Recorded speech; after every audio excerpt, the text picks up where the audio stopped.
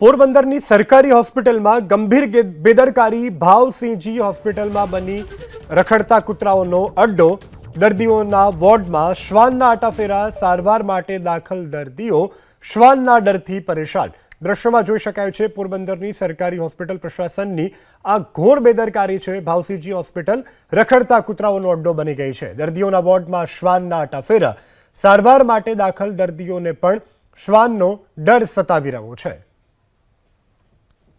ભાવસિંહજી હોસ્પિટલમાં બની રખડતા કૂતરાઓનો અડ્ડો।